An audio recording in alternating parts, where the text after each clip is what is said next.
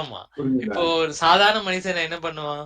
அது ஒரு கல்லா பாக்குறதும், அது எதுக்கு பாக்குறவங்க அது இருப்பாங்க. முன்னாடி மட்டும் பாத்துட்டு ம். அப்படி போயிருவாங்க. ஆனா நான் கூட நினைச்சுப்பேன், அந்த ஒரு காரணத்தினால்தான் அப்படிப்பட்ட ஒரு உணர்வை எனக்கு முதுகல கொடுத்தாரோ. தூண்டுனாரு.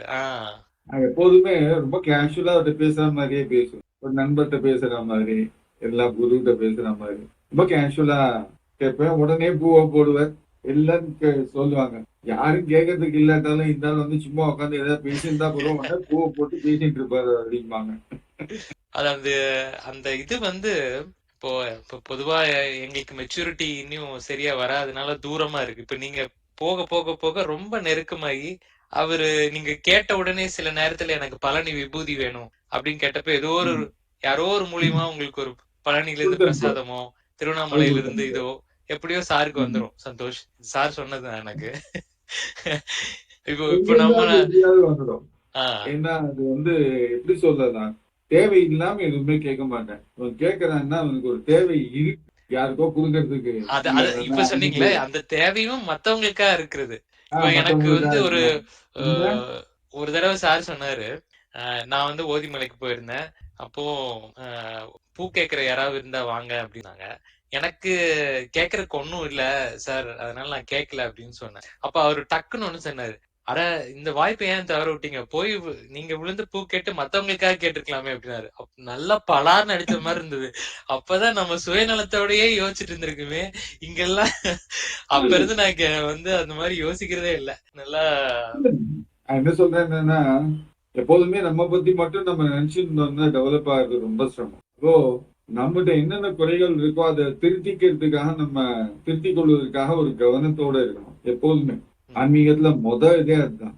நான் என்பதை மறந்துடு, அவன் என்பதும் நான் என்பதும் வேறுங்கிற தன்மைக்கு வரணும்னா, அது வந்தா தான் நமக்கு வந்து எல்லா விதமான ஒரு எப்படி சொல்லலாம், ஆச்சரியமான நிகழ்ச்சிகள், பிளெஸிங்ஸ் இதெல்லாம் கிடைக்க காரணமா இருக்கக்கூடியது அன்பர்கள் தான். ஸோ பெரியவங்க சொன்னது என்னன்னா, நான் என்பதை மறந்து நீ ஒவ்வொரு உணவும் இருக்கனா, அவ்வளவும் உணவுக்கு வந்து ஒரு சேமிப்பு மாதிரி. அதுவானது உன்னை எவ்வளவோ உயரத்துக்கு அது கொண்டு போகும். கர்மாவானது அதை அனுமதிக்காத போதும் இறைவன் அருள்னால நீ வந்து எத்தனையோ எத்தனையோ விதமான அனுபவங்கள், பிறருக்கு நல்லது செய்கிற சூழ்நிலைகள், அதன்படி உன் வாழ்க்கைக்கே நீ வந்து நல்ல ஒரு ஆஹ், அமைதியான ஒரு மனநிலையும் உருவாக்கிக்கலாம் அப்படின்னு சொல்லியிருக்காங்க. அதுதான் அதுல ரொம்ப முக்கியம், கவனிக்க வேண்டிய பாடம். கண்டிப்பா. உதாரணமா இப்போ சத்சங்கத்துல வந்து நான் வந்து ஒரு அனுபவத்தை சொல்றேன். ஒரு நடந்த ஒரு அனுபவத்தை எப்படி நான் பார்க்கிறேங்கிறத நான் சொல்றேன். ஆனா அதுல ரொம்ப முக்கியமானது, அந்த அனுபவத்துக்குள்ளால இருக்கிற பாடத்தை உணர்வதுதான் மிகுந்த முக்கியம். அந்த இடத்துல அக்னிலிங்கம் யாரு, இறைவன் யாருங்கிற பாயிண்ட விட்டுட்டு, அக்னிலிங்கத்துக்கு எந்த விதமான ஒரு அனுபவமானது கொடுக்கப்பட்டது. ஸோ எந்த இடத்துல ஃபோக்கஸ் பண்ணியிருக்கேன், எதை வந்து முக்கியமா கவனிக்கணும் அப்படிங்கிறத நமக்கு சொல்லி கொடுக்கறது தான் அனுபவமா இருக்கும். ஸோ அதுக்கு சொல்லுங்க சந்தோஷ். ஆ, ம், ம். சமீபத்துல அகத்திய பெருமான் ஒரு விஷயத்த சொல்லியிருந்தார். நான் சித்தனர் கூட போட்டிருந்தேன், போட்டதாக ஞாபகம் இருந்தாலும் உங்களுக்காக மறுபடியும் சொல்றேன். ஒருவனுக்கு ஒரு புது நண்பர் கிடைத்தார். இந்த நண்பருக்கு இந்த சிரமங்கள், பணம், காசு இல்லாதது, உடல் நல ஒரு சோர்வு, இந்த மாதிரி சூழ்நிலைகள், இதெல்லாம் மாத்தி கொடுத்தாங்கன்னா அவன் ரொம்ப சந்தோஷமா இருப்பான்ல அப்படின்னு சொல்லி இவன் நினைக்கிறான். யாரு? என்னுடைய நண்பர். அதுக்கு என்ன தாராளமா பண்ணேன் அப்படின்னு சொல்லி நானும் சொல்லிடுறேன், எனக்கு தெரிஞ்ச வழியில. அவன் போய் பண்றான். இந்த நண்பர்களுடைய உதவியை வாங்கிட்டு மற்றவர் என்ன பண்றார், ரொம்ப நன்னா முன்னுக்கு வந்துடுறார், சந்தோஷமா இருக்கு. அப்போ தன் நண்பர் சந்தோஷமா இருக்க வேண்டும், அவன் குடும்பம் நல்லா இருக்க வேண்டும்ங்கிற எண்ணத்துல இவர் உதவி பண்றார். ஏன்? அப்ப இவருடைய நினைப்பானது நடந்தது. ஒரு வருஷம் ஆகுது. அவனுக்கு அந்த நல்லபடியா முன்னுக்கு வந்தவருக்கு வந்து புது நட்பு வட்டம் அது இதுன்னு வந்த உடனே இவரை கழட்டி விட்டுற மாதிரி நடந்துக்கிறார். இவரையும் எவ்வளவோ காம்ப்ரமைஸ் பண்ணி பாக்குறாரு, ஒன்னும் தெரியல. கடைசியில இவருக்கு எதிராகவே பேச தொடங்குறார். ரைட்டு. இவர் என்ன செய்தாலும் கேலி. ஆமா, சும்மா கோவிலுக்கு போய் வெள்ளிக்கிழமை கோவிலுக்கு போய் அம்பாளை பாரு, திங்கக்கிழமை இன்னைக்கு சிவனுக்கு அபிஷேகம் பண்ணுன்னு சொல்லிட்டு இருப்பான். ஒன்னுத்துக்கும் கண் முன்னாடி பலன் தெரிய மாட்டேங்கிறது, அப்படி இப்படிமா தன்னுடைய நிலையை அவன் மறந்து பேசுறான். தான் எங்க இருந்தோம் இப்ப எங்க வந்திருக்கோங்கிறத அவன் மறந்து பேசுறான். இப்படிங்கிற போது போய் அகத்தியர்கிட்ட போய் கேட்கிறான், என்ன ஐயா, நீங்க வந்து எல்லாருக்கும் உதவி பண்ணுங்கன்னு சொன்னீங்க, நானும் உதவி பண்ணிட்டேன். அவன் சந்தோஷமா இருக்கணும், அவன் குடும்பம் நல்லா இருக்கணும், மனைவி குழந்தைகள் நல்லா இருக்கணும்னு சொல்லி பண்ணேன். இப்ப என்னடான்னா அவன் எனக்கு எதிரே திரும்பிட்டு மத்தவங்க கூட இருந்து என்ன எவ்வளவு கீழ்த்தரமா பேச முடியுமா அப்படி பேசுறான். நான் என்ன பண்ணேன், அதுக்கிட்டே திரும்பி கிளீனா தெளிவா ஒரு கேள்வி கேட்பேன். முதன்முறையாக நீ அவனுக்கு உதவி பண்ணணும்னு நினைச்ச போது நீ என்ன நினைச்ச? அவனும் அவன் குடும்பம் சந்தோஷமா இருக்கணும், நீ உதவி பண்ண. அவனும் அவன் குடும்பம் சந்தோஷமா இருந்ததா? இருந்தது. ஓகே, சரி, ரைட். அதுக்கப்புறம் காலம் போக அவனுடைய நட்பு வட்டம் விரிவடைய அவங்க சொல்லி கொடுத்தபடி அவன் உனக்கு நீ வேலை பார்க்கறான்னு சொல்லி நீ சொல்ற. ஆமா, உன்னை பத்தி எவ்வளவு தூரம் தவறா சொல்ல முடியுமோ சித்தரிக்கிறாங்கிற. ஆமா, அப்போ அவன் சந்தோஷமா இருக்கான்ல? ஆமா, அவன் சந்தோஷமா தான் இருக்கான். அப்போ 2 நிலைகளிலும் நீ உன் மனசை நீ மாத்தின்றாலுமே 2 நிலைகளிலும் அவன் சந்தோஷமா இருக்கு. அவன் சந்தோஷமாக இருக்க வேண்டும் என்பதுதான் உன்னுடைய முக்கியமான எண்ணமாக இருந்தது. அவன் சந்தோஷமா இருக்கானா இல்லையா? அப்போ நீ வேண்டியதை இறைவன் கொடுத்தாரா இல்லையா? அதை மட்டும் பாரு. இதுக்கு பின்னாடி இன்னொரு பெரிய விஷயம் இருக்கு, அதை புரிஞ்சுக்கோ. யாரு கூட எப்படி பாஸ் பண்ணி போனாலும் கர்மாங்கிறது 2 பேருக்கும் 2 தான். அது 2 தான் பேரலா போயிட்டு இருக்கு. வெயிலினுடைய பாலம் மாதிரி, வெயில் பாலம் தண்டவாளம் மாதிரி பேரலா போயிட்டு இருக்கு. அப்போ அவர் என்ன சொல்றாருன்னா, யார் கர்மாவே எப்படி எப்படி இருக்கோ அதுக்கு ஏத்த மாதிரி ரியாக்ஷன் மாறும். ஆக்ஷன் ஒரே மாதிரி இருந்தாலும் ரியாக்ஷன் மாறும். சோர்ல ஒரு பந்து எறியறோம், கொஞ்சமா ப்ரெஷர் கொடுத்தோம்னா என்ன ஆகும்? லேசா பவுன்ஸ் ஆகி வரும். அதே இது கொஞ்சம் கூட ப்ரெஷர் கூட்டி கொடுத்தோம்னா வேகமா வரும். அப்போ அதுக்கு நம்ம ரிஃப்ளெக்ஸுக்கு தயாரா இருந்துக்கணும். அந்த ரிஃப்ளெக்ஸுக்கு அப்போ அடுத்தவன் யாருடைய கர்மால நம்ம சேர்றோமோ அந்த கர்மத்தை எவ்வளவு தூரம் பவர்ஃபுல்லா இருக்கோ அதுக்கு ஏற்ற மாதிரி ரிஃப்ளெக்ஸ் மாறும். நம்ம அதையும் எதிர்பார்த்து தான் போகணும். இல்ல விலகி நின்று அந்த கர்மாவனுடைய ரிஃப்ளெக்ஸ் என்ன உண்டோ அதை அப்படியே போக விட்டுரும். ஸோ நம்ம அடி வாங்காம தப்பிச்சுப்போம். ரைட்டா? இப்போ அவருக்கு நேரம் எப்படிப்பட்டது அப்படின்னா, உங்ககிட்ட உதவி வாங்கி நன்னா வந்ததுக்கு அப்புறம் உன்னையே திருப்பி உனக்கே கெடுதல் பண்ணணும் அப்படிங்கிற நேரம். உனக்கு கெடுதல் பண்ணணும் அப்படிங்கிற நேரம்ங்கிறது அவன் கர்மால விதி இருந்தாலும் உன் கர்மால உன்னுடைய தோஷங்களை பாபங்களை யாராவது ஒரு ஆள் இப்ப வாங்கிட்டு போக வேண்டிய நேரம். உன்னை பற்றி தவறான ஒரு விஷயத்தை அவன் கூறுவதனால் உன்னுடைய தோஷத்தை அவன் வாங்கி செல்கிறான். உனக்கு கர்மா கழிவுதான் நடக்கிறது. அவன் கர்மாவை சேர்த்துக் கொள்கிறான்.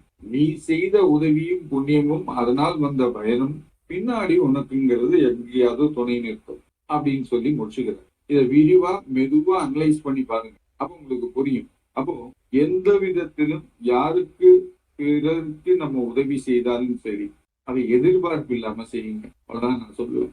ஏன்னா என்னுடைய அனுபவம் அப்படி. நான் கோடநல்லூர் ஆனாலும் சரி, பொதிமலை ஆனாலும் சரி, எங்கேயா இருந்தாலும் சரி, உங்களுக்கு நீங்க கேள்விப்பட்டிருக்கலாம், இல்ல தெரிஞ்சிருக்கலாம். இந்த செலக்டிவ் நம்பர்ஸ் உண்டு, 786-354-108 நம்பர்ஸ் உண்டு. அந்த நம்பர் உள்ள நோட்டை கரன்சியை கொண்டு போய் கம்ப்ளீட்டா கலெக்ட் பண்ணி கொண்டு போய் சுவாமிகிட்ட வச்சு பூஜை பண்ணிட்டு எல்லாருக்கும் ஒரு நோட்டு ஃப்ரீயா கொடுப்பேன். அந்த நோட்டு கையில இருந்தா போதும். நீங்க விடாம அதை மட்டும் உங்களுடைய கேஷ் பாக்ஸ்லயோ பேக்கெட்லயோ செலவு பண்ணாம ஒரு பிளாஸ்டிக் கவரோ இல்ல லேமினேட் பண்ணி வச்சுட்டீங்க வச்சுங்க, அதனுடன் சேரக்கூடிய மத்த நோட்டு இருக்குல்ல, ரூபாய் நோட்டு, அது ஒருபோதும் கரையாது, சேர்ந்துட்டே இருக்கும். அது மட்டும் இல்லாம அந்த நோட்டானது அதை சேர்ந்த அமௌண்ட் ஆனது இவ்வளவு நீங்க சம்பாதிச்சதா இருக்கும். ஓகே, நல்லதும் நடக்கும், உங்களுக்கு தெரியாமலே வராமல் இருந்த பணமும் கூட சேர்ந்துடும். இது எல்லாமே பின்னாடி நல்ல ஒரு விஷயத்துக்கு மட்டும்தான் பிரயோஜனப்படும். ஸோ அந்த 3 நம்பரை பத்தி ரிசர்ச் பண்ண போது கிடைச்சதை வச்சுட்டு நான் எல்லாருக்கும் கொடுத்தேன். ஆனா எத்தனை பேர் அதை புடிச்சிட்டு மேலே ஏறினாங்க அது எனக்கு தெரியாது. ஆனா நிறைய பேர் சொன்னாங்க, திடீர்னு குடும்பத்துல இந்த ஒரு பிரச்சனை காணாம போச்சு, அதுதான் அதுல ஒரு பூமி வித்து போனமா இருந்தது, அது வித்து போச்சு, ரைட்டு, ஓகே, என் பையனுக்கு நல்ல வேலை கிடைக்கும்னு நினைச்சேன், நடந்தது.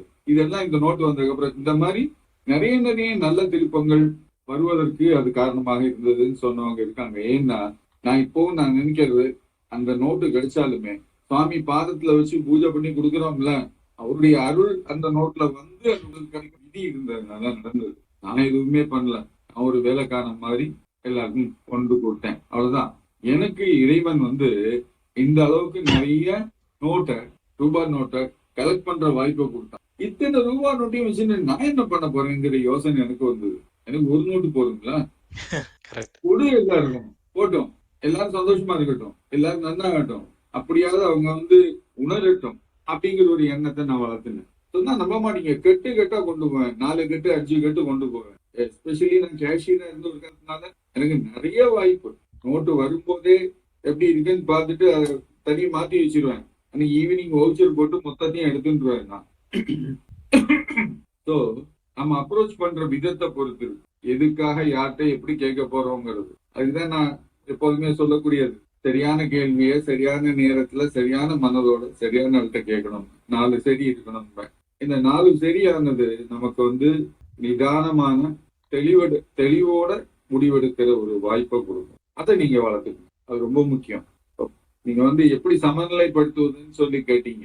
எங்க சமநிலைப்படுத்துவதற்கு பார்க்கணும்னு சொல்லி நீங்க இறங்கினாலும் அந்த இடத்துல முதல்ல நீங்க தொலைக்க வேண்டியது ஒன்னே ஒண்ணுதான், நான் என்கிற உணர்வு. எல்லா விதத்திலும் நான் என்கிற உணர்வை நீங்க தூக்கி போட்டீங்கன்னா நிச்சயமா நீங்க ரிசல்ட்ட பாப்பீங்க.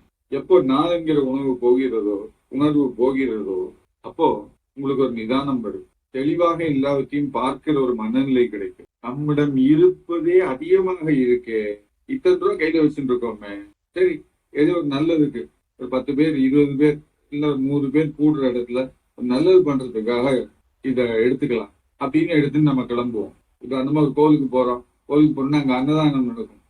நல்ல விஷயம் நடக்கிறது. மனிதனுடைய கர்ம கழிவுக்கான ஒரு வழி இங்க நடக்கிறது. சரி நம்மாலே நமக்கு என்ன தோன்றதோ கொடுப்போம்னு சொல்லி அந்த அன்னதானம் பண்ற இடத்துல நம்ம கொடுப்போம். முதல் முறையா கொடுத்துட்டு அடுத்த முறை போகும்போது வாங்க சார் நீங்களே உங்க கையால தானம் பண்ணுங்கன்னு சொல்லி நம்மளை சேர்த்துப்பாங்க. சந்தோஷமா இருக்கும். எல்லாருக்கும் நம்ம தட்டுல கொடுப்போம். அந்த தட்டுல எல்லாருக்கும் ஸ்டைல் சாதம் எடுத்து போட்டீங்கன்னு வச்சுக்கோங்க. அந்த ஒரு நிமிஷம் நீங்க உங்க கையால கொடுக்கக்கூடிய எந்த ஒரு பொருளா இருந்தாலும் சரி, உங்க இஷ்ட தெய்வத்தினுடைய பேரு சொல்லி அவருக்கு சமர்ப்பிக்கிறேன்னு சொல்லிட்டீங்கன்னா அவருக்கே போய் சேர்ந்துடும். நான் என்ன பண்ணேன், அன்னம் எடுத்து போடுற போது சிவார்ப்பணம்னு சொல்லுவேன் மனசுக்குள்ளால. அப்படியே கொடுத்துருவேன். சில சமயத்துல நாராயண அர்ப்பணம், இல்ல ஓரியப்பா சமர்ப்பணம் அப்படின்னு, இல்ல அகசியருக்கே சமர்ப்பணம் அப்படின்னு. ஸோ நம்ம செய்கிற செயல்கள்னால வரக்கூடிய பலன்கள் என்ன இருக்கோ அது கூட நமக்கு வேண்டாங்கிற எண்ணத்தோட நம்ம வந்து பிறருக்கு கொடுப்பதற்கான ஒரு வாய்ப்பையும் கொடுத்திருக்காரு. இந்த ஒரு தெளிவு வரணும்னா முதல்ல இந்த நான் என்கிறத மெதுவா கழட்டி விடணும். அது முதல்ல சிரமமா தான் இருக்கும், இல்ல நான் சொல்லல. ஆனா மேலும் மேலும் உட்கார்ந்து பார்த்து தியானம் பண்ணி, தியானம் அந்த நிறைய அளவுக்கு உதவி பண்ணும். தியானம் நமக்கு நம்மை பற்றி தெரிந்து கொள்வதற்கு நிறைய உதவி பண்ணும். ஸோ அந்த மாதிரி பாருங்க. சொல்லுங்க. ஒண்ணு ரீப்ளேஸ் பண்ணா உதாரணமா ஒரு கிரிக்கெட் மேட்ச் பார்க்க போறீங்க ஒரு ஸ்டேடியத்துல. ஒரு 50,000 பேர் இருப்பாங்க. அவங்களுக்குள்ளால ஒரு ஆளா இருந்து நீங்க வந்து கிரிக்கெட் மேட்சை மட்டும்தான் என்ஜாய் பண்ணிட்டு இருக்கீங்க 4 மணி நேரம். வேற எதை பத்தியும் யோசிக்க மாட்டீங்க. ஒகேஷனலி இந்த பக்கம் திரும்பி பார்த்து யார் இருக்காருன்னு பார்த்து என்ன ஸ்ட்ரோக் விளையாடுறான், எப்படி கேம் விளையாடுறான் அப்படிங்கிறது மட்டும்தான், அந்த விளையாட்டை மட்டும்தான் நீங்க கவனிப்பீங்க. அப்போ அந்த நான்கிற உணர்வு இல்லாம இருப்பீங்க இல்லையா? அண்ணன் யோசிச்சு பாருங்க. உங்களுடைய மனசானது நான்கிற உணர்வை ஒதுக்கி வச்சுட்டு கேமை பாக்குறது, ரைட்டா? அதே மாதிரி எந்த ஒரு விஷயத்தை செய்யற போதும் இந்த நான்கிற உணர்வை விலக்கி வச்சுட்டு நீங்க வந்து அந்த செயலை செய்யுங்க. ஸோ இதுக்கு எளிய வழிதான் தியானம்ங்கிறது உதவி பண்ணும் நிறைய அளவுக்கு. ஒண்ணு. ரெண்டாவது, நம்முடைய மூச்சை கவனிக்கணும். நமக்கு கிடைக்கக்கூடிய பிறர் பங்கிடாத நேரங்கள், பிறரிடம் பதில் பேச வேண்டாம் என்கிற நேரங்கள், இது எல்லாத்துலயுமே நம்ம வந்து உள்முகமாக திரும்பணும். உள்முகமாக திரும்புவதற்கு நமக்கு மூச்சு பயன்படும். மூச்சை கவனிக்கும் தோறும் மெதுவா அந்த நான்கிற உணர்வானது குறைந்து குறைந்து போகும். புரிஞ்சுதா? அவ்வளவுதான். இதை நம்முடைய நம்மை ஒரு கருவியாக உபயோகப்படுத்துகிறார். என்ன செய்யலாம் அப்படிங்கறது மட்டும் யோசிங்க. நீங்க என்ன செய்யணுங்கிற உத்தரவு தானா உங்களுக்குள்ளாலே வரும். ஒரு நல்லதையே செய்ய முடியும் உங்களால. உதாரணத்துக்கு சார், நீங்க ஒரு நாள் சொல்லியிருந்தீங்க சாப்பிடும்போது நான் சாப்பிடல, மதுரை மீனாட்சி அம்மன் சாப்பிடறதாக நினைச்சு, அப்ப நீங்க சாப்பிடும்போது மூக்குத்தி ஃபீல் ஆனது நீங்க சொன்னீங்க. இப்ப அது ஒரு இதா எடுத்துக்கலாமா? அப்படி தாராளமா முயற்சி பண்ணி பாருங்க. நீங்க சாப்பிட உட்கார்ற போது முருகப்பெருமான் தான் உங்களுக்கு ரொம்ப பிடிக்கும் அப்படின்னா முருகப்பெருமான்கிட்டயே ஒரு நிமிஷம், இறைவா முருகா நீயே இந்த உடம்புக்குள்ளால வந்து உட்கார்ந்து இந்த அன்னத்தை நீயே ஏத்துக்கோ. அன்னம் யாரு கொடுக்குறாங்களோ அவங்க ஆசீர்வாதம் பண்ணிடு. இந்த அன்னம் கிடைக்க காரணமா இருந்தவங்களுக்கு நல்லது நடக்கட்டும். இந்த அன்னத்தினால இந்த உடம்புல இருக்கிற வியாதியோ ஏதாவது கர்மாவோ இருந்தா அது விலகட்டும். இப்படி நிறைய நல்ல விஷயங்களை நினைக்கலாம் நீங்க. இது நல்ல எண்ணங்களை தரட்டும், நல்ல செயல்களை தரட்டும், நல்ல சூழ்நிலைகளை தரட்டும். இதனால லோகத்துக்கும் கர்மாவுக்கும் தர்மத்துக்கும் நல்லதே செய்கிற ஒரு மனநிலை சூழ்நிலையை கொடு அப்படின்னு சொல்லி ஒரு நிமிஷம் பிரார்த்தனை பண்ணிட்டு நீங்க டெய்லி சாப்பிட தொடங்கி நீங்க வச்சுக்கோங்க. கொஞ்ச நாள்ல தெரியும். சாப்பிட்டு முடிச்சுட்டு எழுந்து போகும்போது நான் சாப்பிட்டேனா அப்படின்னு நீங்களே யோசிப்பீங்க. உங்க சோ வயிற்றுக்குள்ளேயே சாப்பிட்ட ஒரு ஃபீல் இருக்காது. ஒண்ணு. ரெண்டாவது, இங்க கூப்பிட கூப்பிட என்ன ஆகும்னா, ஒரு நிமிஷம் அது கண்ணை மூடி கூப்பிடுற போது எனக்கு உடம்பு வந்து இப்படி ஒரு துடி துடிச்சு தான் உட்காரும். யாரோ உடம்புக்குள்ள உள்ள புகுந்துடுற மாதிரி. அதுக்கப்புறம் என்ன ஆகும்னா உடம்பு லைட்டா இருக்கும். எதை பத்தின ஒரு குறையுமே தோன்றாது உணவுல. சாப்பிட்டு முடிச்சதுக்கு அப்புறம் கூட வயிறு உண்மை இல்லையே இருக்கும். சமீபத்துல நான் ஒரு கல்யாணத்துல ட்ரை பண்ணேன். ஓ ரொம்ப நாள் ஆச்சு கூப்பிட்டு. ஏன்னா உடம்பு சரியில்லாம இருந்தது இல்ல, ஆபரேஷன் முடிஞ்சு ஆமா ஆமா வெளியெல்லாம் போய் சாப்பிட முடியாது. ஆனா இந்த வீட்டுல இருந்த ஒரு பையன் தன்னுடைய பொண்ணுக்கு கல்யாணம் பண்றான், கூப்பிட்டான். என்ன கல்யாணத்துக்கு நான் வரேன், ஆசீர்வாதம் பண்றேன், சாப்பிட முடியும் தோணலப்பா, நம்ம வெளியில சாப்பிடுறது இல்ல.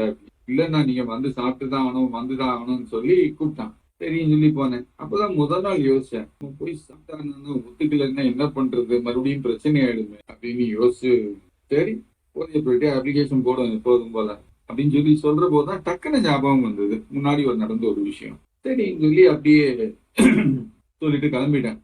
பிலீவ் இட், அங்க போய் உட்கார்ந்து அந்த இலையில சாதம் பரிமாறுறாங்க. அந்த டம்ளர் தண்ணியை கையில எடுத்து கையில வலது கையில விட்டு அக்னி சாரி காயத்ரி மந்திரம் சொல்லி பரிசேஷனம் பண்ணி அப்படின்னு சொல்லி சாப்பிடணும்பாங்க. பண்ணி நான் இந்த மொமெண்ட் இப்படி கண்ணை மூடி தியானம் பண்ணேன். ஓடியப்பா நீயே வந்து இந்த சாப்பிட்டுக்கோ அப்படின்னு செய்த போது அடுத்த மொமெண்ட் என் உடம்பு அப்படி சிலிர்த்து வெட்டிட்டு நினைச்சிட்டேன். இனிமே நமக்கு கவலை இல்லை. ஓடியப்பா இருக்கான், என்னத்தை சாப்பிட்டாலும் சரி அவன் பார்த்துப்பான். யூ ஒன்ட் பிலீவ் இட், 2 நாள் சாப்பிடுற சாப்பாடை நான் சாப்பிட்டுருக்கேன். அப்பா 3 பாயாசம். வா நான் சுகர் பேஷண்ட் எடுத்துக்க கூடாது, அதுதான் யோசிச்சு கேட்கலான் இருந்ததா. எல்லாமே ஹெவியா சாப்பிட்டுருக்கேன். But you won't believe it, எனக்கு வயிற்றுல வந்து இது சாப்பிட்டானா வயிறு தள்ளி இருக்குமே, அந்த மாதிரி எதுவுமே இல்லை. ரொம்ப லைட்டா இருந்தது. மத்தியானம் படபடக்கிற வெயில்ல நடந்து வீட்டுக்கு வந்தேன். நான் ஒரு பிரச்சனையும் இல்லை. வந்து உட்காந்தேன், கொஞ்சம் வேர்த்தது, உடச்சிட்டு பேசாம இருந்தேன். அப்புறம் கொஞ்சம் கொஞ்சம் நார்மல் ஆயிடுது. அன்னைக்கு சாப்பிட்ட ஒரு ஃபீலிங்கே இல்லை. அப்ப அன்னைக்கு சாப்பிட்டது யாரு? அன்னைக்கு சாப்பிட்டது ஓதியப்பர். அப்புறம் தான் யோசிச்சேன், அதை எப்படி இந்த கல்யாணத்துக்கு கூப்பிட்டு போது ஓதியப்பர் வந்தார் அப்படின்னு நினைச்சேன். ஓ, அவனுடைய அப்பால இருந்து அவனுடைய சகோதரன்ல இருந்து இவன் எல்லாருமே முருங்கோல்ல தான் வேலை பார்த்துட்டு இருக்காங்க. ஓ அப்படிங்களா சார்? ஓ அப்படிங்களா? Okay okay. ஆமா ரைட்டா. இந்த பையன் வந்து பத்மநாப சாமி கோவில்ல வேலை பார்க்கறான். ஆஹா. சோ இறைவன் ஏதோ ஒரு ரூபத்துல எப்படியோ வந்து சாப்பாடை வாங்கிட்டு போயிடுவான். நீ கொடுக்கணும்னு ஆசைப்பட்டான் ஒரிஜினலா. இல்ல நீ கொடுக்கக்கூடியவங்க ஆசைப்பட்டா கூட அவன் வந்து அவனுடைய பலனை வாங்கிட்டு போயிடுவான். சோ இவங்க வந்து இறைவனுக்கு அன்னம் கொடுத்த ஒரு பலனை அன்னைக்கு அவங்களுக்கு தெரியாமலே அடைஞ்சாங்க. ஓ இனி வேற சொல்லவும் இல்லை, பேசவும் இல்லை, யார்ட்டையும் சொல்லாது. சரி, அந்த குழந்தைகள் நன்னா இருக்கும். எந்த குழந்தைகளுக்கு கல்யாண குழந்தைகள் நன்னா இருக்கும். ஸோ இதை இப்படி பார்க்கணும். நீங்க இதை டெய்லி நீங்க சாப்பிட்டு பார்த்து பழகினா உங்களுக்கே தெரிஞ்சிடும் வீட்டுல. அப்புறம் எதுவுமே அவ்வளவு சுகமான உணவா இருக்கு. மிக மிக சில நேரங்கள்ல எல்லாம் சாப்பிட்டு முடிச்சாச்சுன்னா சாப்பிட்டேன்னா எத்தனை இட்லி போட்ட நீ அப்படின்னு என் ஒய்ஃப்டே நான் பல அளவு கேட்டு. சார் ஒரு கொஸ்டின் சார், இப்ப நம்ம சாப்பாடு பத்தி சொன்னோம். இப்ப இதே மாதிரி நம்ம செய்யற வேலை, நம்ம ஒரு வண்டி வாகனத்துல போறோம், எல்லாத்துலயுமே நம்ம அந்த மாதிரி ஒரு எண்ணத்தோடயே செயல்படலாமா? இல்ல செயல்படலாம். ஓ அதுவும் நான் பண்ணிருக்கேன். இங்க இருந்து எனக்கு ஆபீஸ் போறதுக்கு 1/2 மணி நேரம் ஆகும். 1/2 மணி நேரம் மானசீகமா பூஜை பண்றதுக்கு தாராளமான நேரம். வீட்டுல இருந்து இறங்கும் போது முதல் மந்திரத்தை சொல்லுவேன், மாமா தேகா படே, இந்த உடம்புக்குள்ளால இறைவா நீயே வந்து அமர்ந்துரு. எதுக்காக என்னன்னா நான் மானசீக பூஜை பண்ண போறேன் அதுக்காக அப்படின்னு சொல்லிட்டு ஓதியப்பர் ஆவாகாமி, அருணாச்சலேஸ்வரர் ஆவாகாமி, எல்லாரும் ஆவாகனம் பண்ணிடுவேன். பூஜை ரியலாவே ஒரு பூஜை பண்ற போது எப்படி இருக்குமோ அந்த மாதிரி மனசுமா பண்ணிட்டே இருப்பேன். அபிஷேகம், அலங்காரம், தூப தீபங்கள் இதெல்லாம் பண்ணி முடிச்சு அவங்களுடைய யதாஸ்தானம் பிரதிஷ்டாபயாமின்னு சொல்லி நம்ம எங்கேருந்து வாங்குறோமோ அதே இடத்துக்கு அவங்களை திருப்பி அனுப்பணும். இதை சொல்லி முடிச்சதும் கரெக்டா ஸ்டாண்டு போடுவேன் பேங்க்ல.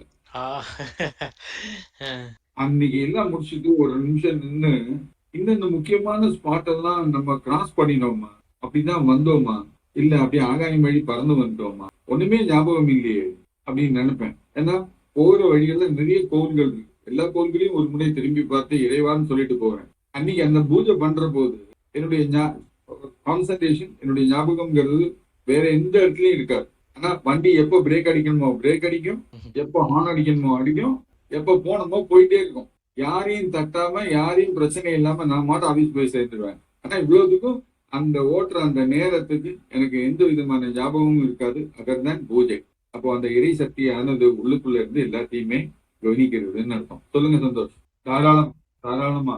மந்திரம் சொல்லிதான், மந்திரம் சொல்லி பூஜை செய்தால்தான் இறை ஏற்றுக்கொள்ளுங்கிற எண்ணம் எல்லாம் இருக்கக்கூடாது.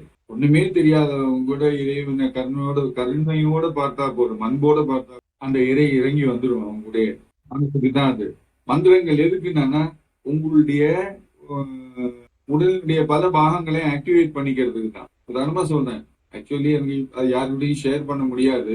இருந்தாலும் என் நண்பர் எனக்கு வந்து யோகா மாஸ்டர் வந்து என்கிட்ட வந்து ஒரு அம்பாலோட ஒரு மந்திரத்தை என்கிட்ட கொடுத்துட்டு போனேன். மாலினி ஸ்தவம். நீங்க நெட்ல தேடி பாருங்க, ஒரு இடத்துலயும் இருக்காது. என்கிட்ட கொடுத்தார். எதுக்கு இது அப்படின்னு. இல்ல, நம்ம உடம்புல வந்து 51 சக்தி பீடம் இருக்கு. உலகத்திலயும் 51 இருக்கு, நம்ம உடம்புலயும். நம்ம உடம்புல இருக்கிற 51 சக்தி பீடத்தையும் இதை கேட்டு வர்றதுனால ஆக்டிவேட் ஆயிடும். மாலினி ஸ்தவம். நீங்க தேடலாம் வேணும், கிடைக்காது. நான் ட்ரை பண்ணி பார்த்துட்டேன். அதுல சான்ஸ்கிரிட் சார், சான்ஸ்கிரிட்டா தமிழ்ல? கம்ப்ளீட் சான்ஸ்கிரிட் தந்திரா. அது சொல்ல முடியாது. அது யாரோ ஒருத்தர் வந்து ஏதோ புக்ல இருந்து படிச்சு ரெக்கார்ட் பண்ணினத இவர் அன்னைக்கு கொடுத்தார். ஒரு லேடி தான் சொல்லியிருக்காங்க. அவ்வளவு சுத்தமா இல்ல. இதை வந்து மனிதர்கள் உருவாக்கி இருக்காரு இந்த மாதிரி ஒரு எண்ணத்தை. என்னை பொறுத்தவரை எனக்கு தீட்சைங்கிறது என் குருநாதர் கொடுத்திருக்காரு, அது வேற விஷயம். ஓகே, நானே பல முறை முயற்சி பண்ணி பார்த்திருக்கேன். தீட்சை இல்லாம நானா படிச்ச ஸ்லோகங்கள் எவ்வளவு எல்லாமே கூட நின்று உதவி பண்ணியிருக்கு. இப்போ நீங்க உங்களுடைய விஷயத்துக்காக நீங்க பண்ணல, யாரோ ஒருத்தருக்கு நல்லது பண்ணணுங்கிறதுக்காக நீங்க ஜெபம் பண்றீங்க 108 முறை. உங்களுக்கு தீட்சை யாரும் கொடுக்கல. இப்ப விஷ்ணு சஹஸ்ரநாமம் எல்லாருக்குமே தெரியும். அதுல இருக்கிற ஸ்ரீராம ராம ராமேதிங்கிற அந்த ஸ்லோகத்தை 108 முறை ஜெபம் பண்ணானா ஒருத்தருக்கு இருக்கிற உடல் நோய் போகும் அப்படின்னு உங்களுக்கு தோன்றதுன்னு வச்சுக்கோங்க. நீங்க ஆன்மீகத்துல இருக்கிறதுனால நீங்க உட்காந்து ஜெபம் பண்ணீங்கன்னா அந்த ஆளுக்கு உண்மையாவே சரியாயிடும். ஏன் ஆகுது? நீங்க ஜெபம் பண்ணதா இல்ல அந்த மந்திரமா, எது சரி பண்ணி அந்த ஆளுடைய கர்மா. ஆகாம விதி இருந்திருக்கு. ஆனா விதி இருந்தாலும் அந்த நேரத்துல உங்க மனசுக்குள்ளாத அவர் நன்னா இருக்கணும், அதுக்காக நான் இந்த 108 முறை நான் ஜெபம் பண்றேன் அப்படின்னு நீங்க வேண்டிட்டு பண்ணதுனால, உங்களுக்காக நீங்க பண்ணல, மத்தவங்களுக்காக பண்ணீங்க. அதனால அந்த மந்திரமானது பலன் கொடுக்கும். தீட்சை முக்கியமா அப்படின்னு கேட்டா சில விஷயங்களுக்கு தீட்சை முக்கியம் சொல்றாங்க. என்னால கன்ஃபார்ம் தான் சொல்ல முடியாது. ஏன்னா உதாரணம் இந்த தந்திரா பிராக்டிஸ் பண்றவங்களுக்கு எல்லாம் தீட்சை ரொம்ப முக்கியம் அப்படிம்பாங்க. ரைட்டா? ஆனா இது நான் என்ன சொல்றேன் என்னன்னா, அந்த தந்திரால உள்ள ஸ்லோகத்தை தான் கம்பைல் பண்ணி ஒரு லேடி சொல்லி எனக்கு கொடுத்துருக்காங்க. I feel the vibration. அதை கேட்கிற போது டெய்லி ஒரு முறை கேட்டு. எஸ். சோ யாருக்குமே தெரியாம நம்முடைய கர்மால, நம்முடைய விதியில அது எழுதப்பட்டிருக்கும். இந்த தேதியில இந்த ஸ்லோகத்தை கேட்கணும்னு. அது வரல நமக்கு குருவா இருந்து தீட்சை கொடுக்கறதுக்குன்னு யாருமே இருந்திருக்க மாட்டேன். ஆனா நடக்கிறது இல்ல. என் குருவானவர் இந்த மாலினி ஸ்தவம்ங்கிறத எனக்கு சொல்லி கொடுக்கல. ரைட்டு? ஈவன் சௌந்தரிய லேடி ஸ்லோகத்தை கூட நீ போய் படிச்சுக்கோ, உனக்கு வரும் அப்படின்னு தான் சொல்லி அனுப்பினேன். அவர் தான் எனக்கு 32வது ஸ்லோகத்தை காட்டி கொடுத்தாரு. யோசனை பண்ணு, இதை மட்டும் பிடிச்சுக்கிட்டேன்னா நம்ம கரையேற்றி விடுவான்னு சொல்லித்தான் எனக்கு ஆசீர்வாதம் பண்ணேன். உலக ஆசீர்வாதம் பண்ணேன். ஆனா உட்காந்து படிச்சு அதுதானே, அதுதான் நான் சொல்ல வரேன். சோ மொத்த மந்திரத்தையும் உட்கார்ந்து உபதேசம் பண்ணிட்டு இருக்கணுங்கிற அவசியம் இல்லை. ஏதே ஒரு மூல மந்திரம் மட்டும் உபதேசம் பண்ணப்பட்டால் சொல்றேன். சித்த மார்க்கத்துல தீட்சை கொடுக்கிற போது எப்படி கொடுப்பாங்கன்னா, குரு ஸ்தானத்துல இருக்கக்கூடியவர் தன்னை குருன்னே நினைச்சுக்க மாட்டார். டெம்பரரியான நீங்க குருன்னு சொல்லிக்கலாம். அவர் காலில் விழுந்து நமஸ்காரம் பண்றது கூட வந்து ஒத்துக்க மாட்டார். ஆனா தீட்சை கொடுக்கிற போது என்ன பண்ணுவாருன்னா, நம்ம சூரியனை பார்த்து உட்கார வச்சுட்டு இல்ல நிக்க வச்சுட்டு தன்னுடைய மூச்சினால் வலது காதுல ஓம் நம சிவாயான்னு சொல்லுவார். மூச்சினால் சொல்லுவார் ஓம் நம சிவாயான்னு. இடது காதுல சிவாய நமகன்னு சொல்லுவார். 3 முறை சொல்லுவார், இங்க 3 முறை சொல்லுவார். அதான் தீட்சை. காற்றாக உள்ளே சென்றது அது என்றும் பதிந்திருந்து என்ன செய்யணுமோ அந்த வேலையை அது பண்ணிக்கும். எல்லாரும் உதாரணமா இப்போ நான் ஒரு குருகிட்ட படிக்க போறேன் என்னன்னா, உட்காரு சொல்லிட்டு வீட்டுல பார்க்க பழம் எல்லாம் கொடுத்து நமஸ்காரம் பண்ணி ஆசீர்வாதம் பண்ணி சுத்தமா வந்துருக்கியா அப்படின்னு சொல்லி தண்ணி எல்லாம் தெளிச்சுட்டு நம்ம உட்கார வச்சு வலது காத மந்திரம் சொல்லுவாங்க. காயத்ரி மந்திரமோ இதே ஒரு ஸ்லோகத்தை சொல்லி சத்தம் போட்டு சொல்லி கொடுப்பாங்க. வாயினால் மந்திரம் சொல்லி நமக்கு தீட்சை கொடுப்பாங்க. இது வாயினால் இல்ல, மூச்சினால் கொடுப்பதுதான் சித்தமா இருக்கும். மூச்சினால நீங்க ஓம் நம சிவாயன்னு எல்லாம் ஓம் சரவண பவாயன்னு ட்ரை பண்ணி பாருங்க எப்போது டைம் கிடைக்கிற போது. அப்ப தெரியும் அது எவ்வளவு சிரமம். முயற்சியே பண்ண முடியல சார். நான் இப்ப ட்ரை பண்றேன். ஏன்னா கேட்கிறவனுக்கு ஓம் நம சிவாயன்னு கேட்கணும். அதுதான் உங்களுக்கே மூச்சு வருதான்னு வழியாவே பாருங்க. அவங்களுக்கு கேட்கணும். அப்ப உங்களுக்கே அது வருதான்னு பாருங்க, சுத்தமா அப்ப தெரியும். புரியுதா? ஆஹ் உம் உண்டு உண்டு. அந்த பவர் ஆக்ஞா சக்கரத்தினுடைய பவரை அவங்க வந்து பிடிச்சிடுவாங்க. ஆக்ஞா சக்கரம் ஆனது அவங்களால் கட்டுப்படுத்த முடிந்தால் அது கண்ணினால் தீட்சை கொடுத்துடலாம். நேத்திர தீட்சைம்பாங்க அதுக்கு பேர். இல்ல இல்ல, நிறைய நிறைய அற்புதமான விஷயங்கள் இருக்கு. நம்ம எதை பார்க்கிறோம் அப்படிங்கிறத பொறுத்து. உதாரணமா நம்ம மெயின் ரோட்ல நடந்து போயிட்டு இருக்கோம், எல்லாருமே நடந்து போயிட்டு இருக்கோம்னு வச்சுக்கோங்க. எத்தனை நிகழ்ச்சிகள் நடக்கும் இமேஜின் பண்ணி பாருங்க. அங்கெல்லாம் கூட்டம் எப்படின்னு தெரியாது, இங்கெல்லாம் கூட்டம் தானே கூட்டம் தான். உதாரணமா நேற்றுக்கு ஆறாட்டு பத்மநாப சாமி கோவில்ல, ரைட்டா, எல்லாரும் வந்துருவாங்க பாக்குறதுக்கு. இந்த பங்குனி மாசம்ங்கிறது ரொம்ப விசேஷமான மாசம். அப்போ எல்லாரும் வந்துருவாங்க. எங்க பார்த்தாலும் கூட்டமா இருக்கும். ஒரு குழந்தை வந்து கையில பலூன் வச்சுட்டு இருக்கோம், இன்னொன்னு காத்தாடி வச்சுட்டு இருக்கோம், இன்னொரு குழந்தை எங்க பாருன்னு சொல்லி அப்பாவை கூப்பிட்டு காட்டும், டைரக்ட் பண்ணும். நம்ம ரொம்ப சிம்பிளா பார்ப்போம் அதை. ஆனா இன்னொரு விஷயத்த பாருங்க, இந்த குழந்தையானது தன் தகப்பனை கூப்பிட்டு அதை காட்ட வேண்டும்ங்கிற ஒரு உணர்வை இந்த குழந்தைக்கு கொடுத்தான்ல இறைவன். அதே போல இதுக்கிடையில ஒரு புறா பறந்து போகும், இல்ல ஒரு குளத்தங்கரையில இருந்தோம்னா மீன்களுக்கு யாராவது கொஞ்சம் பேர் அரிசி போட்டுட்டு இருப்பாங்க. அந்த பக்கம் அப்படி கோவில பார்த்து அப்படி நடந்து போகிற போது அந்த பின்னாடியில சூரியன் அஸ்தமாகிற ஒளியில வந்து கோவில் கோபுரம் அப்படி ஜொலிக்கும். யாராவது பக்கத்தோட நாராயணா அப்படின்னு சொல்லிட்டு போவாங்க, ஜபம் பண்ணிட்டு போவாங்க. இது இத்தனை சூழ்நிலை, நான் சொன்னது ரொம்ப குறைவு. இத்தனை விஷயங்கள் நடக்கிறது. இத்தனை விஷயங்களையும் கவனிக்கிற ஒரு நிலை வேண்டும் என்றால் நான் என்பது மறந்து அமைதியா இருக்கும். அப்பதான் உங்களால கவனிக்க முடியும். ஒவ்வொரு விஷயத்திலையும் அற்புதம் இருக்கு. நான் சொன்ன மாதிரி அந்த குழந்தைக்கு எப்படி தோன்றது, அப்பா இதெல்லாம் பார்த்திருப்பேன்னு தோண மாட்டேங்குது. அப்பாட்ட போய் இது ஆச்சரியமா கை காட்டி கொடுக்குறது. ஆமா நீ சொன்ன கரெக்டா இருப்பா, பாரு பாரு இன்னும் பாரு அப்படின்னு சொல்லி என்கரேஜ் பண்ணவர் அப்பா. ஸோ தெரிஞ்சோ தெரியாமலோ அந்த குழந்தைக்குள்ளால அந்த ஒரு ஆங்ஸைட்டின்னு சொல்றதை விட இன்ட்ரிகியூயிங் நேச்சர். இது என்ன, நமக்கு தெரிஞ்சது நம்ம படிச்சு நம்ம உடனே அப்பாட்ட காட்டிக்கணும். ஏன்னா அந்த குழந்தைக்கு நியர்பை உடனே தெரிஞ்சது அப்பா மட்டும்தான். ஸோ எதுவா இருந்தாலும் ஓடி வந்து எங்கேயாவது தள்ளி போய் ஒன்று பார்த்தா கூட அப்பா இங்கே வா அப்படின்னு ஓடி வந்து கையை பிடிச்சி இழுத்துட்டு போய் காட்டும். இதெல்லாம் ரொம்ப ஆச்சரியமா அற்புதமா பார்க்க வேண்டிய விஷயம். ஒரு பஸ்ல போறோம், உதாரணமா சொன்ன ஒரு பஸ்ல போறோம், நம்ம பேக் சீட்ல உட்காந்துட்டு இருக்கோம். முன் சீட்ல வந்து ஒரு அம்மா வந்து தன்னுடைய குழந்தைய வச்சுட்டு இருக்கான்னு வச்சுக்கோங்க.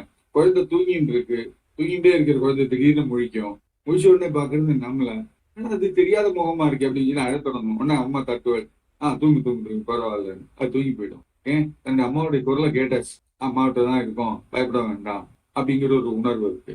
அதே போல என்ன பண்ணும், தூக்கம் வரலன்னா என்ன பண்ணும், அம்மாவுக்கு கழுத்துக்கு பின்னாடி அந்த சீட்டினுடைய கம்பியை அப்படி பிடிச்சிக்கும், விரல்களால் பிடிச்சி. யாரும் அதுக்கு சொல்லி கொடுக்குறான்? பஸ் ஆடுற ஆட்டத்துக்கு அது அதுல பிடிச்சிட்டு அதுவும் பேலன்ஸ் பண்ணிக்கும் ஏதோ ஒரு விதத்துல. இதெல்லாம் ரொம்ப ஆச்சரியமா பார்க்கணும். அப்போ இதை பாக்குற போது நமக்கு தோணும், ரொம்ப எதை பத்தியும் ஒரி பண்ணிக்கிறதுல அர்த்தம் இல்லை. கொஞ்சம் கவனமும் இருந்தா போதும். நம்ம கரெக்டா ஒரு லைன்ல இழுத்துட்டு உள்ள போயிடுவாங்க. நம்ம எல்லாத்தையுமே பேலன்ஸ் பண்ணிடலாம் வாழ்க்கையில. நம்ம யோசிக்க வேண்டியது என்னன்னா, நம்மகிட்ட இவ்வளவு இருக்கே, என்னைக்காவது யோசிச்சிருக்கீங்களா இவ்வளவு தேவையா எனக்கு அப்படின்னு? என்னைக்காவது நீங்க வந்து கேள்வி கேட்டீங்க? உங்களுக்கு தேவையான்னு நீங்க கேள்வி கேட்டீங்க இல்ல? ஏன் நம்முடைய மனைவி, குழந்தை, தாய், தந்தை, சகோதரர்கள், உறவுகள், நட்புகள், இவங்களுடைய தேவைக்கு ஏத்த மாதிரி நம்முடைய இன்கத்தை நம்ம ஏத்திட்டு மேல போயிடணுங்கிற ஒரு எண்ணத்துக்கு தான் போகிறோமே தவிர நம்ம கையில இருக்கிறதே அதிகம்தான் அப்படின்னு ஒரு தடவை யோசிச்சு பாருங்க. 10 தடவை நீங்க யோசிச்சு பாருங்க. 11வது முறை அதுல இருந்து ஒரு 100 ரூபாய் எடுத்து நம்ம வந்து யாருக்காவது கொடுக்குற அளவுக்கு பணக்காரனா இருப்போம். நான் என் ஃப்ரெண்ட்ஸ் எல்லாத்தையும் சொல்லுவேன், இன்னைக்கு 1000 ரூபாய் வந்துப்பா, எனக்கு 1000 ரூபாய் அளவுக்கு நான் பணக்காரன். அதான் ஒண்ணுமே இல்லை 1000 ரூபாங்கிறது. என்ன எப்படி சொல்றேன் அப்படின்னா, என்னுடைய மைண்டை நான் அந்த அளவுக்கு நான் கட்டுப்படுத்திட்டேன்னு வச்சுக்க, என்கிட்ட எதுவுமே குறைன்னு எனக்கு தோணாது. இல்ல 1000 ரூபாய் அளவுக்கு இந்த 1000 ரூபாய் வச்சு எனக்கு என்னெல்லாம் பண்ணலாம்? சினிமாவுக்கு போகலாம், போய் ஒரு மசாலா தோசை சாப்பிடலாம், யாராவது வறியவர்கள் வந்தாங்கன்னா அவங்களுக்கு ஒரு 50 ரூபா 100 ரூபா கொடுக்கலாம், ஒரு காஃபி சாப்பிடலாம், இங்க இருந்து ஆட்டோ பிடிச்சி வீட்டுக்கு போகலாம். இத்தனையும் முடியறது இல்ல இந்த 1000 ரூபாய் எனக்கு. வீட்டுக்கு போனோன்னே துண்டை உதறிட்டு தலைமாட்டில கையை வச்சுட்டு படுத்தா நான் நிம்மதியா தூங்குவேன்ப்பா அப்படிமே. அப்பதான் உங்களுக்கு புரியும், நான் எங்கேயோ வரேன், என்னவோ குத்துறேன்னு அர்த்தமா அப்படின்னு சொல்லிட்டு போயிட்டே இருக்கு. புரியாது, நான் எங்க தொடங்குறேன் எங்க முடிப்பேங்கிறது யாருக்கும் தெரியாது. அப்படிதான் போவேன். ஸோ இதனால என்னன்னா, நம்மிடம் இருப்பதே அதிகமா இருக்கு அப்படிங்கிற உணர்வுல நம்ம இருந்தோம்னா, உங்களால நிச்சயமா வாழ்க்கையில எல்லா விஷயத்தையும் நேர்மையா பார்க்க முடியும். என்னை பொறுத்தவரை நான் சொல்றேங்க, ஒரு இடத்துக்கு போறேன். அங்க போனோடனே பிளாஸ்டிக் சேர் தான் போட்டிருக்கதா, சரி இது உட்கார்ல சொன்னா உட்காந்துப்பேன், எல்லாம் நின்றுட்டு இருப்பேன். இல்ல தரையில தான் உட்காந்துமா உட்காந்துருவேன். அவ்வளவு இயல்பா இருக்கணும் நம்ம மனசுல. உதாரணமா சொல்றேன், என் ஃப்ரெண்ட்ஸ் வந்தாங்கன்னு வச்சுக்கோங்க, இந்த ரூம்ல என்னுடைய ரூம், இந்த ரூம் பக்கத்து வீட்டுல தான் இப்போ இருக்கேன். மாறிக்கு போறது இன்னும் கொஞ்ச நாள் ஆகும். ஓகே, அப்படிங்கிற போது ஃப்ரெண்ட்ஸ் வந்தாச்சானா இங்க ஒரு பெஞ்ச் இருக்கு, உட்காருப்பாங்க அப்படின்னு உட்காந்து பேசுவோம். பேச வந்த விஷயம் என்ன என்பதுதான் முக்கியமே தவிர நீங்க எங்க உட்காந்து சொல்றீங்கிறது முக்கியம் இல்ல. சில ஃப்ரெண்ட்ஸ் என்ன பண்ணுவாங்கன்னா கீழே உட்காந்துப்பாங்க. நான் எனக்கு வந்து கீழே உட்காந்துருவேன், நோ ப்ராப்ளம். ஆனா மேல உட்காந்துருந்தேன்னா இந்த காலை கொஞ்சம் மடக்கிட்டு உட்காருவேன். அதனால இந்த காலுக்கு கொஞ்சம் எதமா இருக்கும். அதான் உங்களுக்கு நல்லா தெரியும், நிறைய நடந்த காலம்னால தேய்மானம் நிறைய உண்டு. அதனால ஓகேன்னு சொல்லி ஒன்றும் தப்பா எடுத்துக்க மாட்டாங்க. அவங்க கீழே உட்காந்துருப்பாங்க, மேல இந்த சேர்ல உட்காந்துருப்பேன். சில சமயம் நானும் கீழே உட்காந்துருப்பேன். இல்ல என்னன்னா, ஏய் கொஞ்சம் விலகு அப்படின்னு சொல்லி காலை நீட்டிட்டு கீழே உட்காந்து படுத்துட்டு, சொல்லு உனக்கு என்ன சொல்லணும், நான் வெறும் தரையில படுத்துட்டு இருப்பேன். வசதிகள்ங்கிறது எவ்வளவு தூரம் நம்ம குறைச்சிக்கிறோமோ அவ்வளவு தூரத்துக்கு நீங்க புண்ணியத்தையும் சேர்த்துக்கலாம். உங்களை சுத்தி நடக்கிற விஷயங்கள் மிக ஆச்சரியமாக இருக்கும். உங்க வேண்டுதல்கள் மிக மிக எளிதாக நிறைவேறும். பிறருக்கானதானாலும் உங்களுக்கானதானாலும் எல்லாம் எல்லாம் ஒண்ணுமே வேண்டாம். நீங்க சும்மா போய் ஒரு வீட்டுல உட்காந்து எப்படிப்பா கிட்ட உடம்பு சரியில்லான்னு கேள்விப்பட்டேன், அதான் வந்து பாத்துட்டு போலாம்னு சொல்லி வந்தேன் அப்படின்னு சொல்லிட்டு கவலைப்படாது, ஒண்ணும் இல்லை. டாக்டர் சொல்ற மருந்து கரெக்டா சாப்பிட்டு சொல்லிட்டு போனேன்னு வச்சுக்கோங்க, அந்த நாளுக்கு உடனே சரியாயிடும் அடுத்த நாள். ஏன்னா உங்களுடைய ஆறாவ உங்க உடம்புல இருந்து வரக்கூடிய அந்த எஃபெக்ட நீங்க எவ்வளவு தூரம் சுத்தமா வச்சிருக்கீங்கிறத பொறுத்து நல்ல விஷயங்கள் நம்ம போகிற இடங்கள்ல எதிரா இருக்கிறவங்களுக்கு நடக்கும். அதுதான் ரொம்ப முக்கியம். இதனால்தான் கண்டிப்பா கண்டிப்பா, அதாவது நான்வெஜ் அது மாதிரி பார்க்காம நான் சொல்ற ஒரே விஷயம் ஒண்ணுதான், எந்த உயிரையும் துன்புறுத்தாம வாழ்ந்துருக்கோங்கிறது, அவ்வளவுதான். அதுலயே எல்லாமே அடக்கும். அந்த துன்புறுத்தாமல் வாழ்கிற வாழ்க்கைங்கிறதுல தான் நம்முடைய வெற்றியே ஒவ்வொருவருக்கும். அதனால என்ன ஆகுங்க, துன்புறுத்தும் தோறும் நம்ம வந்து கர்மாவை ஏத்திட்டே இருக்கோம். சேவிங்ஸ் பேங்க் அக்கௌண்ட் மாதிரி, சேவிங்ஸ் பேங்க் அக்கௌண்ட் மாதிரி பணம் வரும் போகும், உள்ள போடுவோம், சேர்த்துப்போம் சேர்த்துப்போம் சேர்த்துப்போம், அப்புறம் மறுபடியும் செலவு பண்ணுவோம். என்ன சேர்த்துட்டு நீ எங்க செலவு பண்ணுவேன்? கெட்ட கர்மாவை சேர்த்துட்டு தான் ஆஸ்பத்திரிக்கு செலவு பண்ணுவேன். மோசமான நல்ல கர்மாவை சேர்த்துட்டு தானே அன்னதானத்துக்கு கொடுப்பேன். இதான வாழ்க்கை. அப்ப அல்டிமேட்டா நான் என்ன ரியலைஸ் பண்ணுவேன், இறைவன்ட்ட சொல்றது ஒண்ணுதான், நல்லதும் சரி கெட்டதும் சரி, புண்ணிய கர்மாவும் சரி கெட்ட கர்மாவும் சரி, எதுவுமே எனக்கு தேவையில்லை, எல்லாத்தையும் நீயே வச்சுக்கோ. பாபமும் வேண்டாம் புண்ணியமும் வேண்டாம், எல்லாத்தையும் நீயே எழுது அப்படிங்கிற ஒரு மைண்டுக்கு போயிடும். அங்க போற போது என்ன ஆகும், உண்மையாவே நீங்க அந்த லெவலுக்கு போறீங்கன்னா அந்த இடத்துல நான்கிற உணர்வே இருக்காது. இதை பிராக்டிஸ் பண்ணாலே போதும். பாவம் புண்ணியம் ரெண்டுமே எனக்கு வேண்டாம், நீயே வச்சுக்கோ. இன்னைக்கு நடந்தது ஏதோ உன் செயல், நீ உள்ளுக்குள்ள இருந்து நடத்தினது, அதுல எனக்குன்னு எதுவுமே கிடையாது, நான் என்பதே இல்லை அப்படின்னு சொல்லி சொல்லியே பழகுங்க. கொஞ்ச நாள்ல உங்களுக்கே அந்த உணர்வு போயிடும். எங்க போனாலும் நான் என்கிற உணர்வு இருக்காது, நம்மை முன்னிறுத்த வேண்டும் என்கிற உணர்வு இருக்காது, இயல்பாக இருக்க தோன்றும். நம்முடைய பிரசன்ஸே ரொம்ப அமைதியா இருக்கும். ரொம்ப வைப்ரேட் பண்ணி உடம்பு மனசுக்குள்ளார ரொம்ப போட்டு கொதிப்பா இருக்கிறவங்க கூட நம்ம பக்கத்துல ஒரு 10 நிமிஷம் வந்து நின்று போனோம்னா அப்படியே ஐஸ் வச்ச மாதிரி குளிர்ந்து போயிடுவான். இதெல்லாம் ரியலைஸ் பண்ணணும். அப்ப அந்த இடத்துல பெருமை தோணாது. ஓ, இப்படி ஒரு தன்மை இருக்குல்ல இதுக்கு, இது இறைவன் கொடுத்த ஒரு பரிசு, இதனால இவங்களுக்கு வந்து இப்படி ஒரு நல்ல நடக்கும். சொல்லுங்க சார். இப்போ இந்த மாதிரி எண்ண ஓட்டம் நம்ம தொடர்ந்து பண்ண நீங்க சில அனுபவத்தை வந்து பகிர்ந்தீங்க, ஒரு என் கூட தனியா பேசும்போதோ இல்ல சத்சங்கத்திலயோ. ஒரு உதாரணத்துக்கு நம்ம கொடகநல்லூர் கோயிலுக்கு பின்னாடி ஒரு பில்லருக்கு கீழே அகத்தியர் பெருமான் இருந்ததை வந்து உங்களுக்கு உணர்த்தினார் இல்லையா? தான் இங்க இருக்க அது அந்த குரல் வந்து உங்களுக்கு அதுதான் அது வந்து அடுத்த அட்வான்ஸ்ட் லெவல் இப்படியே பண்ண நம்ம மூளையில இருக்கிற நிறைய நரம்புகள் வந்து இன்னும் ஆக்டிவேட் ஆகாம, அது மொத்தமா ஆக்டிவேட் ஆச்சுன்னு வச்சு உடம்புல பாக்கி மூளை தவிர பாக்கி உள்ள எல்லா இடங்களையும் மூளையிலையும் இருக்கு. சக்தி பீடங்கள் 51 இருக்கு. இது சக்தி பீடங்கள் அத்தனையும் ஆக்டிவேட் ஆகி தன்னுடைய எனர்ஜியை மேல கொடுக்கற போது என்ன ஆகும் உங்களுக்கு எல்லாமே தெரியும். சிம்பிளா ஒரு சினிமேட்டிக் வெர்ஷன்ல நீங்க இதை பத்தி தெரிஞ்சுக்கணும்னா லூசின்னு ஒரு மூவி இருக்கு, பாருங்க. அந்த கதை உருவானது திருவண்ணாமலையில. Director was roaming around the world to capture good story. எல்லா இடத்துக்கும் போயிட்டு சில திருவண்ணாமலையில வந்து ஒரு ஆசிரமத்துல உட்கார்ந்து இருக்கிற போது ஒரு சாது, ஒரு காவி உடுத்த சாது வந்து பக்கத்துல உட்காந்தானா, நான் தெரியல, உட்காந்து கேட்டிருக்கான். பேசிட்டு இருக்காங்க ரெண்டு பேரும் நைட் ஃபுல்லா. ரொம்ப நேரம் இங்கிலீஷ் பேசினாங்க. பேசி எல்லாம் முடிச்சா அவர் மாட்டு எழுந்து போயிட்டார். இவர் அப்புறம் நான் போய் தூங்குறேன்னு சொல்லி தூங்கிட்டு எழுந்து பார்த்துக்கா தூக்கத்திலேயே நல்ல அந்த இது அப்படி கான்வர்சேஷன் அப்படியே போயிட்டு இருக்கு. ஃபுல்லா அதை பத்தி தெரிஞ்சுட்டு அங்கேயே உட்காந்து கதையை எழுதி முடிச்சுட்டு தான் போனார் ஊருக்கு. ஓ! ஆனா அதுக்கப்புறம் அந்த சாதுவை இதுவரைக்கும் பார்க்கவே இல்லை அவர். ஏன்னா இவர் அத்தனை மாசங்களா சுத்தின்னு இருக்கார் நல்ல ஒரு கதை கிடைக்குமான்னு பாக்குறது. அது சூப்பர் ஹிட் படமாச்சு. லூசி படத்தை பாருங்க, உங்களுக்கு நான் தெரியும். பாக்குறேன் சார். அதுல பாக்கல நானு. நீங்க இந்த பாத்தீங்களா சந்தோஷ்? நிறைய விஷயங்கள் இந்தியாவுடைய கல்ச்சர் பத்தி நிறைய சொல்லியிருக்காங்க. ஓகே. ஈவன் அதுல மெயின் ஆக்டர் வந்து ஒரு லேடி, ஓகே பேர் ஞாபகம், அவெஞ்சர்ஸ்லயே ஆக்ட் பண்ணிருக்கான்னு நினைக்கிறேன். Excellent acting. அதுக்கு எல்லாருக்கும் மேல ப்ரொஃபஸர் வரக்கூடியவர் வந்து என்னுடைய ஃபேவரட் ஆக்டர், பேர் மறந்து போச்சு. ஸ்கார்லெட் ஜான்சன் வந்து scarlet Johnson is the actress, main actor. Morgan Freeman professor. Morgan Freeman இந்த ஃபேவரட் ஆகும். எந்த கேரக்டர்ல கொடுத்தாலும் அப்படியே ரொம்ப கேஷுவலா ரிஃப்ளெக்ட் வாய்ஸ். மட்டும் இல்ல, ரொம்ப நல்ல அமைதியான ஒரு மனிதன். அதை பத்தி பர்சனலாவும் நீங்க நிறைய விஷயங்கள் அப்புறம் தான் தெரிய வந்தது. யாரையும் இதை பத்தி யாரையும் குத்த சொல்ல மாட்டார், யாரையும் கவலைப்பட மாட்டார், எல்லாருக்கும் நம்பிக்கை உள்ளவர் அப்படிங்கிற மாதிரி போகக்கூடிய.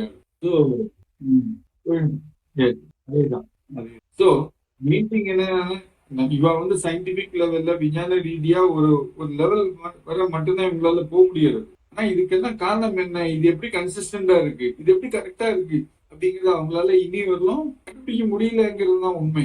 உதாரணமா சொல்றேனே, பூமிக்கும் சந்திரனுக்கும் இடையில இருக்கிற டிஸ்டன்ஸ், பூமிக்கும் சூரியனுக்கும் இடையில இருக்கிற distance, what is the distance between sun and moon, இது அவ்வளவுதையும் நம்ம ஆட்கள் சும்மா இங்க உட்காந்துட்டு எந்த விதமான இப்ப இருக்கிற டிவைசஸ் ஒண்ணு இல்லாம எப்படி கரெக்டா எழுதி வச்சாங்க. கேள்வி ஒரே ஒண்ணுதான், அவங்களால டிராவல் பண்ண முடியும். they can travel, they can find things. But travel பண்ணா கூட, உதாரணமா நான் சொல்றேன், இங்க இருந்து இந்த சென்னைக்கு போக சொன்னா சென்னைக்கு போயிட்டு வந்துடுவேன். எத்தனை கிலோமீட்டர் டிராவல் பண்ணேன்னு நான் வண்டியில மீட்டர் வச்சாதான் எனக்கு தெரியும். ஏன் இங்க இருந்து மதுரைக்கு போக சொன்னா போயிட்டு வந்துடுவேன். ஆனா எத்தனை கிலோமீட்டர்னு எப்படி தெரியும்? அவங்களுக்கு எல்லாம் ரொம்ப ஈஸி. இங்க இருந்து மதுரை இத்தனை காத தூரம் அப்படின்னு சொல்லுவாங்க. அந்த காதத்தை நம்ம வந்து மீட்டர் கணக்குல கன்வெர்ட் பண்ணி பார்த்தோம்னா கரெக்டா இருக்கும், 306 கிலோமீட்டர். நம்ம எல்லாமே அச்சீவ் பண்ணிட்டோங்கிற மாதிரி நினைக்கிறோம். டெக்னாலஜியில இல்லவே இல்லை, நிறைய ஆச்சரியங்கள் இருக்கு. டாக்டர்ஸே உண்மையாவே சொல்றாங்க, இன்னமும் சொல்லக்கூடிய டாக்டர்ஸ் இருக்காங்க. இந்த குழந்தை பழைச்சிடும் அப்படின்னு நினைப்போம், அவ்வளவு தூரத்துக்கு நன்னா வந்து ரிசிப்ரிகேட் பண்றது அப்படின்னு நினைப்போம், அந்த குழந்தை போயிடும். இந்த குழந்தை பழைக்கவே சான்ஸ் இல்லப்பா அப்படின்னு சொல்லி ஏனோ தானோன்னு ட்ரீட்மெண்ட் கொடுப்பாங்க, நல்லபடியா பழைச்சு வந்துடும். ஒரு குழந்தை பழைக்கு ஒரு உயிரானது, ஒரு உடலானது ரிஃப்ளெக்ட் ஆகும். அதனால அந்த உடல் பிழைக்கும் அப்படின்னா தான் இவங்க ட்ரீட்மெண்ட் நல்லா கொடுப்பாங்க. இல்லாத போது என்னோ தானோன்னு தான் கொடுப்பாங்க ட்ரீட்மெண்ட். நான் கண்ணாலையும் பார்த்திருக்கேன், அனுபவிச்சும் பார்த்திருக்கேன். சோ ஆனா போகணுமா வேண்டாமா தீர்மானம் பண்றது யாருங்கிறது ஒருபோதும் இவங்க யோசிக்கிறது இல்லைல்ல. அதான் நான் மட்டும் முதலே சொல்றேன், போய் ட்ரீட்மெண்ட் எடுக்க, கண் ஆபரேஷன் பண்ணிக்க, நான் பாத்துக்கிறேன் அப்படின்னாரு அவத்தியார். நான் தான் அநேகமா உனக்கு ஆபரேஷனே பண்ணுவேன் அப்படின்ட்டார். You won't believe it. மற்றவங்களுக்கு வந்து 20 நிமிஷம் 15 நிமிஷத்துல சர்ஜரியை முடிச்ச டாக்டர் எனக்கு இந்த 2 கண்ணுக்குமே பண்ணின போதும் அரௌண்ட் 45 to 1 hour இருக்கு பண்றதுக்கு. அவரே பண்ணிட்டே இருக்காரு, கிளீன் பண்றாரு. நானும் பார்த்துட்டே இருக்கேன், எனக்கு கண்ணால பார்க்க முடியுமே. உள்ளுக்குள்ள இருந்து மேலதானே சொல்றாங்க, சொல்லி லென்ஸ் எல்லாம் பண்ணி கிளீன் பண்ணி எல்லாம் செட் பண்ணி அப்படின்னு முடிச்சாரு. என்னாச்சு டாக்டர் அப்படின்னா, ஏன் தெரியலப்பா உனக்கு பண்ற போதெல்லாம் ரொம்ப லேட்டா இருக்கு அப்படின்னு. அந்த சமயத்துல நீங்க மந்திரம் சொல்லிட்டு இருப்பீங்களா சார்? இல்ல, நான் அகஸ்தியர் அப்படியே மனசுக்குள்ள பாத்துட்டு இருப்பேன். அவெல்லாம் வந்து பண்றேன்ட்டார்ல, எனக்கு டாக்டர் எல்லாம் தெரியாது, அகத்தியருடைய தாடி வச்ச ரூபம் மட்டும்தான் தெரியும். அப்போ அவரை பார்த்துட்டே இருப்பேன், இதை பத்தி இங்க கவனிக்கிறது இல்லை. இதனால என்ன உணர்கிறோம்ங்கிறது தான் அந்த இடத்துல முக்கியம். அந்த உணர்வு அவர் கொடுக்கிறாரா இல்லையா, டாக்டருக்கே புரியல. இவனுக்கு பண்ண போது மட்டும் 2 தடவையும் ஏன் இவ்வளவு லேட் ஆச்சுன்னு. ஏன்னா அதுக்கு முன்னாடியே நான் கேட்டு போயிட்டேன் நாடியில. அது சொல்லிட்டேன், நான் தாண்டா வந்து பண்றது பாக்குறதுக்கு டாக்டரா இருந்தாலும் அவனுக்குள்ளால நான் தான் இருப்பேன். சோ அவனுக்குள்ளால நான் தான் இருப்பேன் அப்படின்னு பண்றாருன்னா அவர் பக்கத்திலேயே நின்னாலே பெரும் பாக்கியம். அவருக்குள்ளால இருந்து அந்த சர்ஜரியை அவர் நடத்துறேன் அப்படிங்கிற போது அந்த டாக்டர் என்ன புண்ணியம் பண்ணிருப்பார்.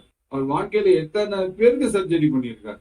அவர் யோசிச்சாருன்னா அவரால் ஞாபகமே வராது. அந்த நேரத்துல நம்ம என்ன பண்ணினோம் அப்படிங்கிற உணர்வு தான் இருக்கும். இதை ஏன் சொல்ல வந்தேன் அப்படின்னு, சாப்பிடும் போது கூட இறைவன்ட்ட வா, நீயே வந்திருந்து இந்த அன்னத்தை ஏத்துக்கோ நீங்க சொல்லி ரியலாவே பிராக்டிஸ் பண்ண தொடங்கினீங்கன்னா சாப்பிடும்போது உங்களுக்கு ஞாபகமே இருக்காது. என்ன கொடுக்குறாங்களோ அதை சாப்பிடுவீங்க, எதுவுமே பேச மாட்டீங்க, பேசாம எழுந்து போயிடுவீங்க. அப்புறம் ஒரு 1 மணி நேரம் கழிஞ்சு சாப்பிட்டோமா, வயித்துல ஒண்ணு இருக்கிற மாதிரி இருக்குது அப்படிங்கிறது உணர்வு வரும். அதனால மைண்ட்ஃபுல்லா இருங்க. மைண்ட்ஃபுல்லா இருக்கிறது மட்டும் இல்ல, சாப்பிடுவது நான் இல்லை, என்னுடைய இறைவனுக்கு நான் செய்யக்கூடிய நிவேதனம் அப்படின்னு நினைச்சுட்டு பண்ணுங்க.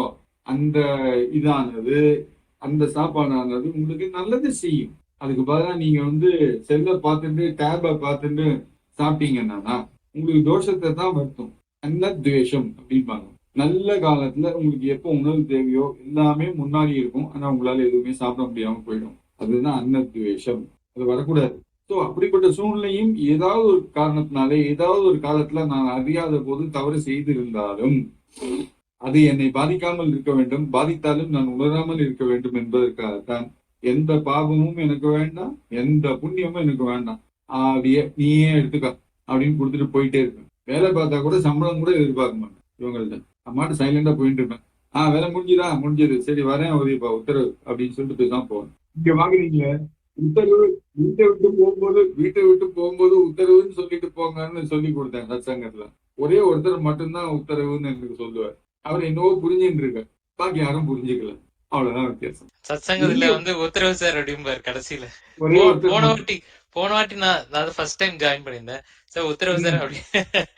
அப்ப நான் யோசிச்சேன், இந்த உத்தரவு எங்கேயோ கேட்டிருக்கேனே அப்படின்னு. யாரு பிராக்டிஸ் பண்றீங்க? யாருமே பண்றது இல்லை. சரி, கண் முன்னாடி சொல்லி கொடுத்துட்டு நான் 2 வாரமா வெயிட் பண்ணிட்டு இருக்கேன், ஒருத்தரை தவிர பாக்கி யாரும் சொல்றது இல்லை. ரைட்டு, ஓகே, கவனம் அவ்வளவுதான் இருக்கு, என்ன பண்ண முடியும்? அவர் எனக்கா உத்தரவு சொல்றாரு?